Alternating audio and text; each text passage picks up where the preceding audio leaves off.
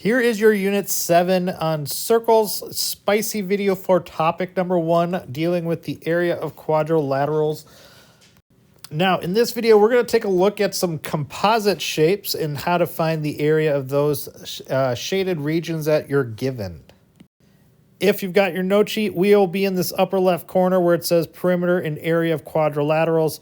We'll do some work examples. I've got 3 of them. If you run out of room and you want to flip over to the back side, just make sure you label it so you know what you're looking at. Now, if you watch the medium video, you've already got all of this information. If not, I'll just run through it real quick. Here is your parallelogram formula right here. We're going to do base times height. We are looking for a 90-degree angle between our base and height. That'll kind of clue you in what you need there. Same with rectangle, base and height. With rectangles, those 90 degrees are already filled in for us because that's part of what a rectangle is. A trapezoid is a little goofy. We've got 2 different bases. We have base 1 and base 2, the small one and the big one. We add those together, multiply by the height, and then we're going to divide by 2. If you want the further explanation of why we divide by 2, watch that medium video. Then last, we have our square, which we can use base times height because it is a rectangle. However, we also will see where they give us a side length S, and we have side length squared, so S squared. In all 3 of our examples, we're going to be asked to find the area of a shaded region, and all of our shaded regions will either have rectangles or squares in them that we're going to have to find. So to do this, I need to find the area of the big rectangle, which is this entire side, which if I use these 2 numbers on the other side, I've got 6 and 2 for a total of 8. So let's do the total. We've got 8 times, and then for the base, the other side, we're going to use both of those, which is 10, for a total of 80.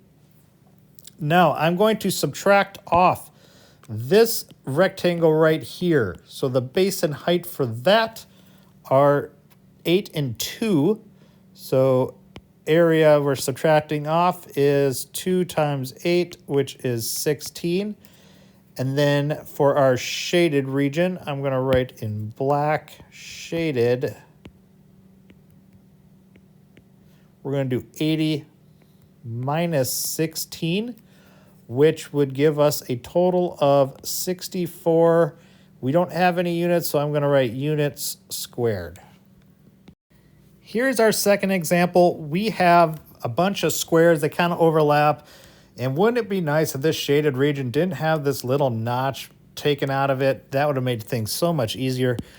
But anyway, we're going to find the area of the entire square. So this part right here would be 12 as well. And this part down here would be 10. So this is a 22 by 22 square. So I'm going to start with my total area, which is 22 times 22, which is 484. So that is my total area. Each of these smaller squares, we have 10 by 10, which I happen to know is 100. Right here, 12 by 12 is 144, and this 10 by 10 would also be 100. So I can use that information to figure out what I'm taking away from the total area to figure out this part that is in blue right here with that little notch taken out. So for our shaded, I'm going to take 484, subtract off 100, subtract off another 100, and subtract off 144, which would give me a total of 140. Again, we don't have units, so we'll do units squared. Now, example 3 is a typical question type that you'll see on MCAs where they will give you a frame with a shaded region on the inside without much information beyond that. So it does tell us that our frame is 2 inches wide. Now, if I need to find out how much the shaded sides are I know that this part right here is 2 inches. And I know that this part right here is 2 inches.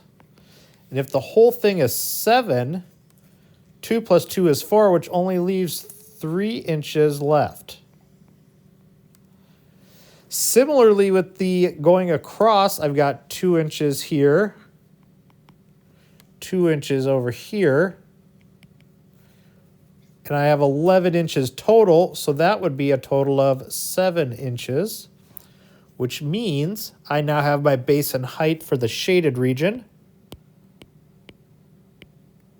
which is 7 times 3, which is 21. And they did give us the units of inches, so inches squared. You are now ready to see the questions you'll see on the Delta Math Spicy CYU, so head on over there and get that done.